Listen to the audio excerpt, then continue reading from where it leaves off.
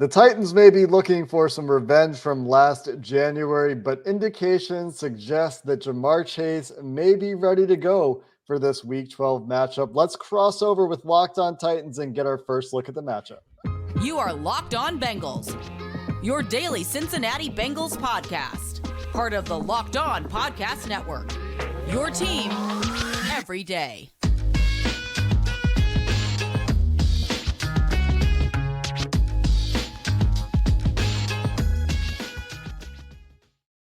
What up, Bengals fans, and welcome to another episode of the Locked On Bengals podcast. We're part of the Locked On Podcast Network here on Locked On Bengals. As James Rapine and myself, Jake Bliscoe, bring you daily coverage of your team. Today's episode is Crossover Thursday, so whether you're watching on YouTube or listening on your audio device, make sure you subscribe, make sure you follow, and we appreciate you making us your first listen. As always, Crossover Thursday is presented by our friends at PrizePicks. It's the fun and easiest daily fantasy out there. Just you against the projections, no spreadsheet warriors, no competing against other players. You pick 2 to 5 players, and if they're going to score more or less than their PrizePicks projection, and you can win up to 10 times your money on your entry. It's so easy. You can get your entry in 60 seconds or less. We love PrizePicks. We know you will too. And you're going to get a first-time deposit bonus up to $100, 100% matched with promo code Locked On. That's prizepicks.com, promo code Locked On. It is Crossover Thursday, and let's dive into the crossover real quick. Good news. It's great news. It's a beautiful day in the neighborhood.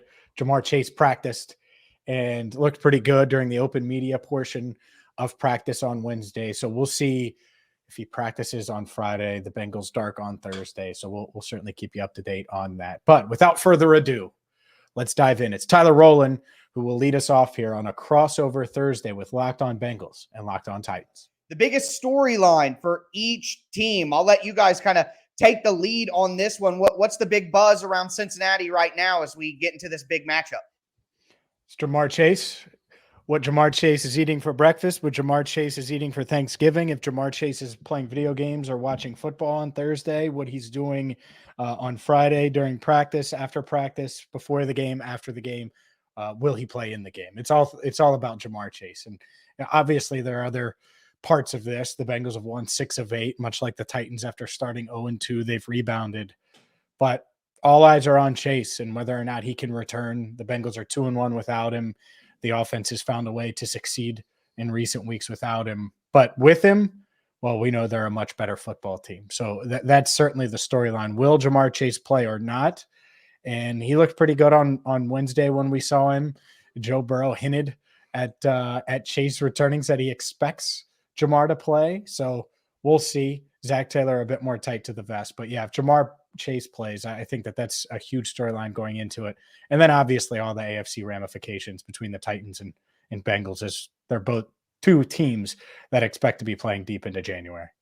Well, Jake, we have 2 hosts for the Bengals, and I'd love to take advantage of both the beautiful minds that we have here from a Bengals perspective. So if you could build off that, what's the vibe with the fans in Cincinnati and what they can do in the playoffs? I know they're behind Baltimore right now, but seems like Cincinnati's got a pretty good team that could challenge Baltimore. Well, what are the expectations, I guess, for this Bengals team right now? I think expectations for fans have been adopted from the fearless leader, Joe Burrow, who said, we've shown that we can beat anybody.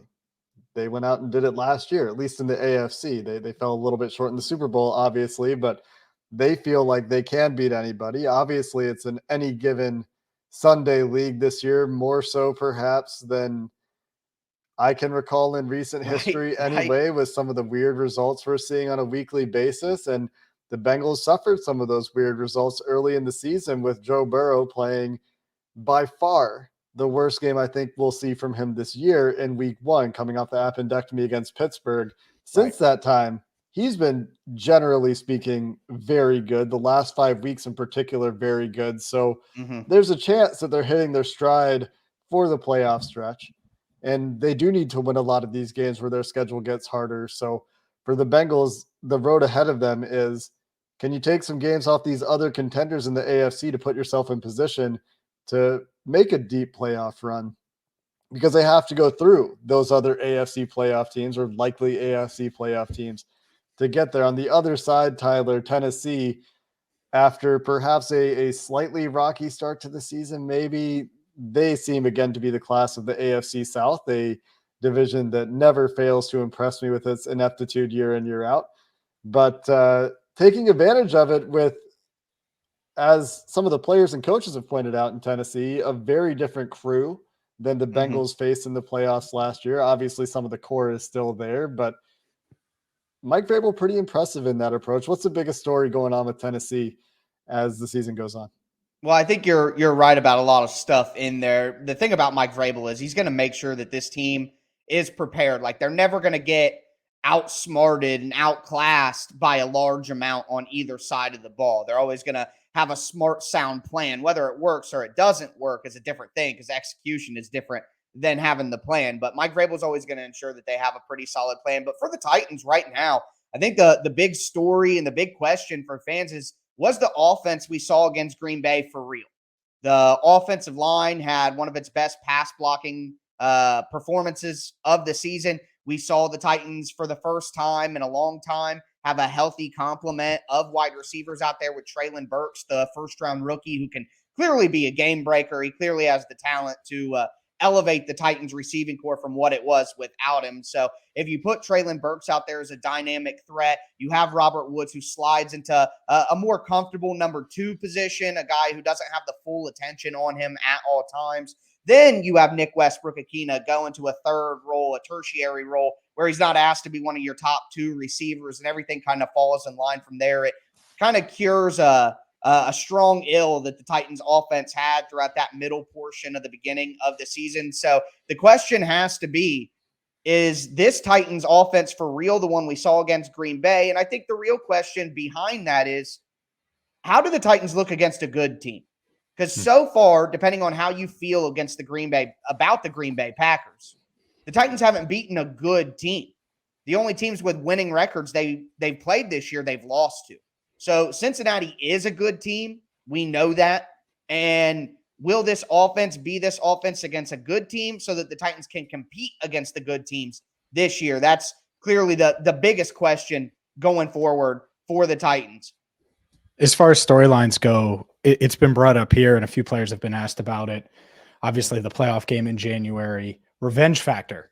Anyone in Nashville entertaining that, saying that this one means more from Ryan Tannehill on down, or are they dismissing it and giving us the regular football answers that you would probably expect? I am expecting that I heard this week about what you guys heard this week. Mike Vrabel did an exercise. Raise your hand if you played against the Bengals in the playoffs. And there's less than half, of course, a small amount of guys who actually played in that game. And everyone's towed the company line of it's not a revenge game. But guys, it's human nature. And we know that there are no more skilled liars than professional athletes and professional sports coaches. I mean, they know how to give us the coach speak, or a half truth, I guess you could say. And I think that while there is merit to saying that the teams have turned over quite a bit and all of that, I think at the end of the day, we know that the main players on this team remember that game. Remember the last few games that these teams have played against each other that have been close and hard-fought battles. And I think it's denying human nature to act like they don't think a little bit more about the result of this game, because they're still human beings at the end. I would be. I mean, I would be if I'm Ryan Tannehill. Yeah, right? I mean, he's had a couple rough outings against the Bengals, including the playoff game, and he talked about that. I would want to go out there and outperform Joe Burrow, and it would motivate me a bit. It just would. I agree with you. Well, and you think about the way the Titans reacted to that loss in the playoffs as a 1 seed, they were incredibly disappointed. Yes. I do not buy for a second that there isn't at least some thought of let's try to reclaim some pride here, right? Yeah. After the way they responded, the post-game comments, the comments coming out of Tennessee in the week after the game, that really feels like it is a story to me.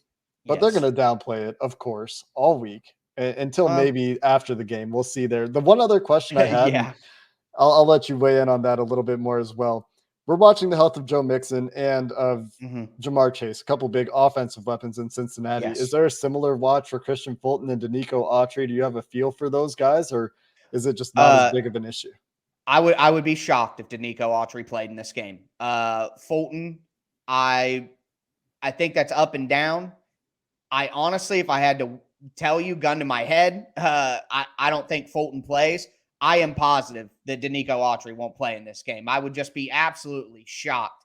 And Mike Vrabel said earlier in the week that he'd probably miss some time, but it doesn't seem like it's going to be long-term. So for him to say that early in the week and then him actually play in a game on Sunday immediately after, that would still be a little bit of a stretch. So I wouldn't expect either of those guys to play, but Bud Dupree, Amani Hooker, Elijah Molden, other key pieces to the Titans defense, Ben Jones at center. I would expect those 4 starters to be back for the Titans, but Autry and Fulton, I would not expect. But with that in mind, starting to kind of zoom into some individual players, we'll get into the matchup portion of today's Crossover Thursday. Before we get into it, do want to let you know that today's show is brought to you by BetterHelp Online Therapy.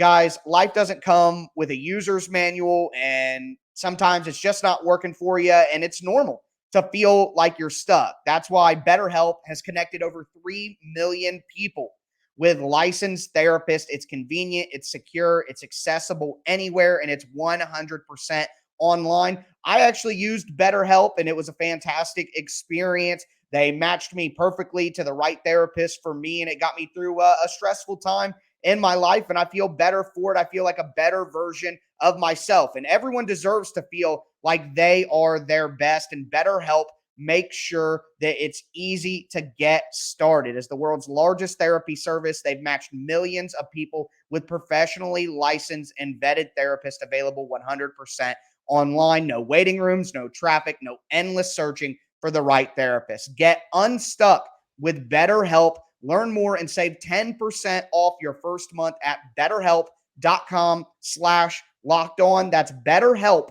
HELP.com/lockedon. Let's keep things rolling, guys, by diving into some key matchups. And we mentioned Jamar Chase a little bit. Let's start there. Who, if Christian Fulton is out, would be matched up with Jamar Chase and T. Higgins and Tyler Boyd? And obviously we know the Bengals have weapons on the outside. Yeah, and I think that's the primary concern for the Titans. It's the perfect matchup to start with, because just to set the stage, the Titans defense, I know the numbers will say the pass defense hasn't been good, but you have to look beyond the numbers with the Titans defense. They are a very good defense. They've been doing it with a bunch of different pieces in and out.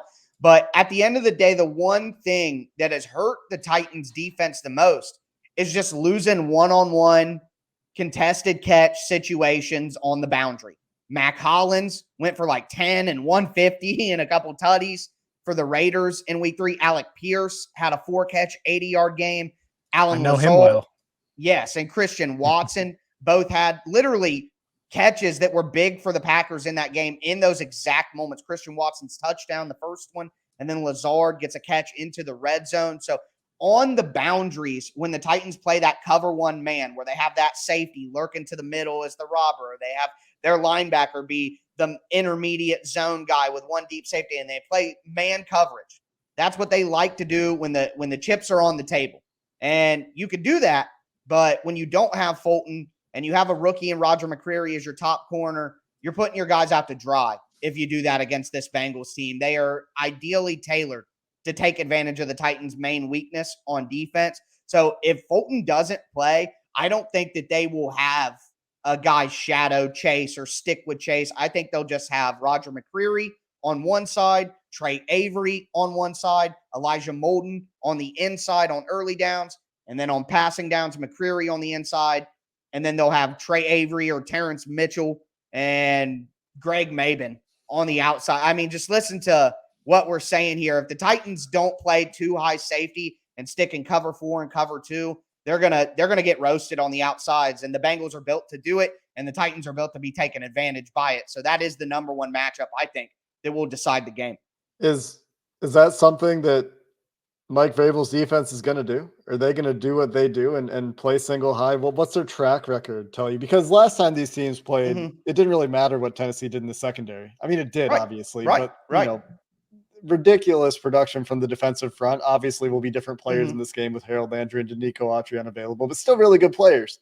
And Jeffery Simmons, Just got praise from Brian Callahan on Wednesday as being right up there with Aaron Donald as the most dominant interior defender in the league. The Bengals currently going through a stretch of Cam Hayward, Jeff Simmons, Chris Jones in back-to-back weeks. So that's fun for rookie left guard Cordell Volson. But structurally speaking, is that something where Vrabel's shown the matchup flexibility, or is he one of those guys that likes to do what they do? Well, Mike Vrabel actually isn't the Belichick coaching tree, if we're like doing it technically, even though people kind of associate Mike Vrabel with Bill Belichick because of the playing career. But in this way, he is very Belichickian. So the Titans will do what's best to beat their opponent. Now, you make a great point. In the previous matchup in the playoffs, Titans just play man coverage if you're going to get pressure that quickly. I mean, what's the point of even playing zone and allowing things like that to happen? But in this game, like you said, without the Titans having probably Danico Autry and then, of course, Harold Landry, I just don't think that they can rely on getting pressure like that. I don't think you can count on getting 9 sacks again without the other 2 key pieces of the pass rush. And who knows how long Bud Dupree will actually play in the game from what we've seen recently before he goes out again. So putting a lot of pressure on Jeffery Simmons, they have in the past few weeks. And I think because of that and not having the stacked pass rush that you had last year, you have to play differently. And that's why I think even though the Titans love to play that cover 1 man, I think Vrabel will be smart about this, and he'll go to those 2 high coverages, play that cover 2 invert, play standard cover 2, play cover 4, palms coverages where they split the field and kind of divvy things out in a half and half basis. So I think the Titans will do those things. I hope they do those things rather than playing that cover 1. I would imagine on 3rd and short situations, they'll still try to do it. But that kind of leads me into my question for you guys in a matchup that I'm watching, and that's that remodeled Bengals offensive line that if you look at the raw numbers, 34 sacks, they're in the bottom 5, but that a lot of that was at the beginning of the season. And that Steelers game, the Cowboys game, so far, at least in my opinion, this Bengals offensive line and pass protection at minimum has really gelled, and they're playing some pretty good football, it seems. The only weakness may be Jonah Williams, who's given up the 9 sacks. Seems like he's, I believe he's given up more than twice as many sacks as the closest guy with 9. So what's going on with Jonah Williams? And do you think that maybe I'm giving the Bengals offensive line too much credit by saying that they're playing so well, or is that real? Let's start with Jonah. He might have had his best game of the year against the Steelers, and it has been a bit up and down for him. And he played through a dislocated kneecap earlier this year, so that might be part of it. But he certainly overall, certainly during the bye, we were saying that he was a disappointment in the first half of the season. They come back from the bye. He plays well against Pittsburgh. So we'll see. Coming into the year, I think we all expected him to be a stabilizing presence at left tackle, and it's been a bit up and down. As far as the offensive line, I think they're okay. I don't think they're as good as maybe Joe Burrow states when he said, and he said this now for multiple weeks, that they've been one of the best units in the league recently, and he's just throwing praise upon praise upon praise on them. So I wouldn't go that far, but they also aren't the unit that Titans fans saw in January. And that's the more important thing, because I think they're good enough to where this offense can function even if a TJ Watt like last week is on the other side with a Cam Hayward and a guy like Alex Highsmith on the other side, right? Multiple pass rushers that can really wreck a drop back passing team. And they were able to hold up enough to let Joe Burrow do what Joe Burrow can do when he's seeing the field well. So it's going to be an interesting test, especially a guy like Jeffery Simmons literally wrecked the game, and the Bengals obviously escaped, but wrecked their offense. It was not a happy offense at the end of that 19-16 win. It's a really good test for them. But so they've been better, maybe not up to the expectations coming into the season, but they've been better in recent weeks. And if they continue to trend upward, obviously sky's the limit for this offense. But this is going to be another tough test, especially on the road. I would add on to that as well by saying that I think Joe Burrow has covered some things up. And we talked about this a lot on Locked On Bengals yesterday when we did our film takeaways. His timing against the Steelers the second time around was nearly perfect. there's so many instances where he's getting the ball out accurately on time right before he gets hit. There's some other games earlier this year where you see him getting sped up a little bit. So there's still a lot of pressure, I think. Um, and I think in this game, it's Jeff Simmons and Bengals rookie left guard Cordell Volson. I think that is a very positive matchup for Jeffery Simmons and a big test for Cordell Volson, who Mm-hmm. wasn't quite as good as I thought. I thought he held up okay against Cam Hayward last week. Then I watched the tape and it wasn't so pretty. So Right. I do think that is the matchup to watch. The Bengals have had a lot of issues though with edge guys. And so when you talk about Jonah Williams, 3 sacks against Cleveland, Myles Garrett, 2 sacks in week 1, and a whole bunch of pressures. Had a bad time with Alex Highsmith in week 1. Outside of that, he's been pretty okay for the most part, but it's been up and down for him, like James said. So we'll see how that goes this week. Well, the last thing that I wanted to ask you, you talked about doing a film review. So I guess we'll just do this quickly before we move on to kind of predicting what we might see in the game. Jesse Bates seems to own Ryan Tannehill every time they play. He gets an interception. The Bengals, where they have been dealing with injuries, some in the secondary. So you have Cam Taylor-Britt out there, correct? And then, of course, Eli Apple on the other side, who, he's a polarizing guy in the NFL sphere. So what are the Bengals doing in coverage with these, with Cam Taylor-Britt in there and some injuries? Are they doing anything different, or what are they doing coverage-wise that could confuse Ryan Tannehill? Go ahead, Jake. Yeah, so I don't think they've necessarily changed things a ton. I think that the Tennessee Titans, that they're going to be a team that is going to be very matchup dependent. You look at their week-to-week coverage breakdowns. If you're charting their defense, it's going to be very different on a week-to-week basis against, and it might be even different from a half to a half. Against Kenny Pickett and the Steelers last week, the Bengals started the game with a lot of blitzing, a lot of simulated pressure, a lot of creepers, trying to confuse Kenny Pickett. Didn't go very well. Second half, not so aggressive with the blitzing. Kenny Pickett maybe is the kind of quarterback who has to see it open, and the productivity for the Steelers offense falls off in the second half. So the Bengals are going to come out there probably prepared again to deal with Derrick Henry as they were in the playoffs last year. We saw what their approach was in that game. Schematically, and you can correct me if I'm wrong on this, it doesn't seem like the Titans are a terribly different offense this year, just in terms of Derrick Henry still makes things go. There's still going to be a play action team in the passing game. So for Lou Anarumo's guys, I think it's the same idea. And for the Bengals, a lot of that from a matchup perspective falls onto DJ Reader's shoulders again.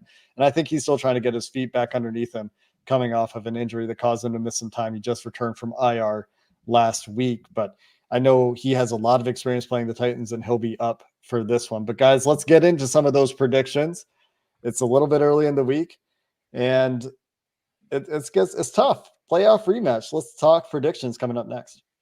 But first, a word from BetOnline, because BetOnline is a one-stop shop for all things sports wagering. Whether you're a Bengals fan, whether you're a Titans fan, you probably think that your favorite team is going to win on Sunday. You're going to watch the game anyways. Maybe you're going to the game. I know a lot of Bengals fans making that trip, and obviously Titans fans. If you're listening to Lock on Titans, you might be going, well, if you're watching it, if you're going, you might as well wager on it and win money in the process. And that's where BetOnline comes in, because from NFL to NBA to college football to college basketball, they have you covered with the latest props, odds, and so much more. So don't delay. Go to BetOnline now. Sign up for free today and get to winning. I've used them, and you should too, at BetOnline, where the game starts. Do want to tell you guys about SimpliSafe as well. SimpliSafe Home Security is the #1 rated home security system. I have SimpliSafe. It's fantastic. They pair wonderful technology. They have outdoor cameras, indoor cameras, break glass sensors, motion sensors, door entry sensors, and you can control everything that you have directly from an app on your phone. They pair that wonderful technology with 24/7 professional monitoring agents. And in an emergency, those professional monitoring agents use that Fast Protect technology exclusively from SimpliSafe to capture critical evidence and verify the threat is real so you can get priority police response. Don't miss your chance to save big on the only security system that I recommend. Get 50% off any new SimpliSafe system at simplisafe.com/lockedonnfl. This is their biggest discount of the year, so don't wait. That's simplisafe.com/lockedonnfl. There is no safe like SimpliSafe. with the news that Jamar Chase might play in this game, maybe your perception of how the game will go has changed. I don't know. I'm going to ask you guys. Tyler, let's start with you. How do you see this game going? This is going to be at least 2 out of 3 straight years the Bengals will play the Titans in Tennessee because they travel to Tennessee next year in the regular season as well. That's already an assigned game. So in number 2 of at least 3, they might play in the playoffs as well. How do you see this game going? Well, I think that the Titans offense is improved from what we saw early in the year. So some of what we saw on offense against Green Bay is real, but I think the reality is this Bengals defense is a lot better than maybe some people know. Their ability to make adjustments at halftime is just top tier. Lou Anarumo, am I saying that correctly? Yeah, you can also call him Mad Scientist Lou if you want. I'll leave that to you guys in the Locked On Bengals podcast. But no, he does a fantastic job. And I think the Bengals had a pretty good plan against the Titans before. If the Titans go heavy personnel, they run 6-1 and bring a safety up. And if the Titans go 3 wide receiver at all, they're still going to leave 5 on the line of scrimmage a lot of the time. And make it tough for the Titans to do those double teams on the line of scrimmage and get to the second level, kind of squeeze the interior while also having cutback and edge protection on both sides. It just makes it tough. It's kind of similar to what the Packers have tried to do to the Titans and make it tough for them to run the ball. I guess the reality of what it comes down to me is the Bengals secondary is going to be able to execute a lot better than the Packers secondary. So if the Titans don't dominate on the ground, the Titans passing game is going to have to step up and win. And I'm just a little worried about that. On the other side of it, the Titans don't have the pass. The Titans got 9 sacks in the playoffs and still couldn't finish Joe Burrow. You know what I mean? So at the end of the day, with a lesser pass rush and a banged up secondary that's more hurt than in the playoff, the defense is worse in the pass rush and in the secondary than it was in the playoff game. Mm-hmm. And the Bengals offensive line is a little bit improved. So you put all that together, and I don't see how you could come out thinking that the Titans will be able to hold the Bengals to 19 points or fewer.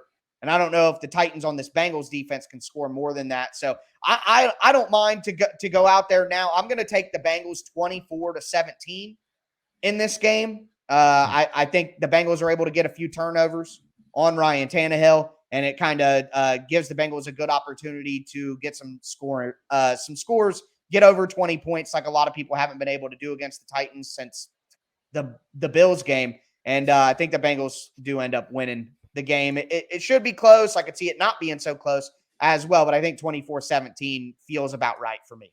Yeah, I think you hit on some of the main things there. And throughout the pod, you've mentioned Jesse Bates. And I go back to 2020 when Bates had the interception in the red zone on Ryan Tannehill. They were playing in Cincinnati at Paycor Stadium. And it was early on. The Bengals had one win, and it really gave them the momentum to beat the Titans. And the Titans obviously had way higher expectations than the Bengals that season. Yep. And afterwards, Jesse Bates talked about little tells that Ryan Tannehill had on film. And then when you go back to last year, first play of the game, interception again. So if you ask Bengals fans whether it's fair or not, I think a lot of them, especially with this contract situation, would say, oh, Jesse Bates, he's underachieved this year. And I don't necessarily think that's the case, but that's what some would say. This is a big Jesse Bates type game because as you were talking about the secondary, man, they missed Chidobe Awuzie. That's just, you have Eli Apple on one side, Cam Taylor-Britt on the other, Mike Hilton, you feel really good about him, but it's not the same unit without Cheeto. And so is this the Bates game where he's able to step up and make plays? I think that's certainly an interesting storyline. How the Bengals handle Derrick Henry obviously goes without saying. I think Bates is going to have to make a couple big plays, I guess, if the Bengals, I guess that's what I'm saying. If the Bengals are going to win this game. Flip side, I think it's unrealistic to expect Jamar Chase to go from load management essentially with crutches. He wasn't like, when people hear crutches, they hear like leg up and stuff. He was never doing that. It was just to help that bone heal quicker. But that load management stuff that he was doing on crutches for the past 4 weeks, to go from that to being a game breaker on Sunday. That being said, he's a freak, and maybe he does that. Right. That's what I'm thinking. right? Like he's certainly capable. I mean, the last time we saw him, he Yeah. was dominating Atlanta secondary a week after dominating the Saints secondary, and that was after he suffered the injury, at least a partial injury. So, yeah, I think that part of it's going to be interesting because this offense is gelling without him right now. Do they use him as more of a decoy? How does that work? But Joe Burrow's cooking, and does that translate on the road?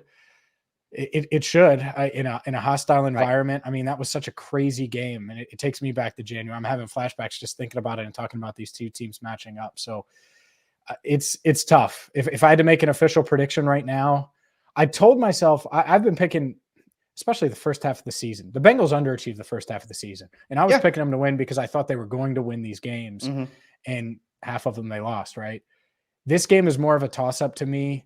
I was leaning Titans coming into the week.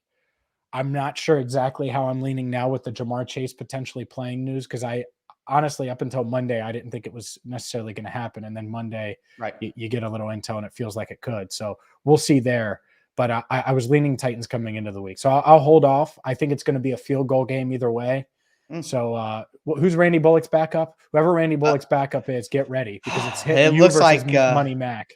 Yeah, it's looking like it's going to be undrafted free agent Caleb Shudak from Iowa. He does have a bigger leg than Bulletproof Bullock, as I like to call him. Bulletproof Bullock. Bulletproof Bullock, baby. Man. But yeah, he's got a bigger leg, but he is a rookie kicker coming off PUP. So I think you'd rather have the consistency of Randy over the unknown. Consistency?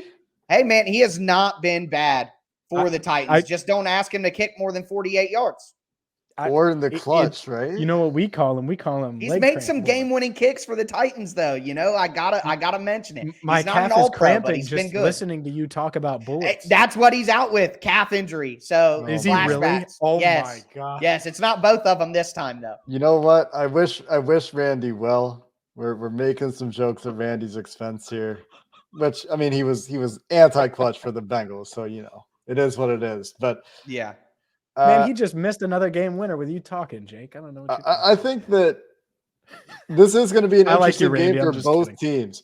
The interesting thing for me about the Bengals offense in this game is the Steelers defense, good on paper. The Titans defense, good collectively, maybe not statistically, but just a disciplined group. Yes. The results are there for them on a points per game basis, like you talked about, Tyler. So, and the Bengals keep their offense rolling, not against the Steelers, who are awful, even if they have good players on defense, and not against an NFC South opponent, which is where they've scored 30-plus points in 3 out of their last 4 30-point games. So that part's really interesting to me. On the other side, Tyler, you're expressing some doubt in the Titans' offense. And for the Bengals, they need to bounce back on defense because of the units of the Steelers, the offense is a putrid one. And that's why that team is so bad.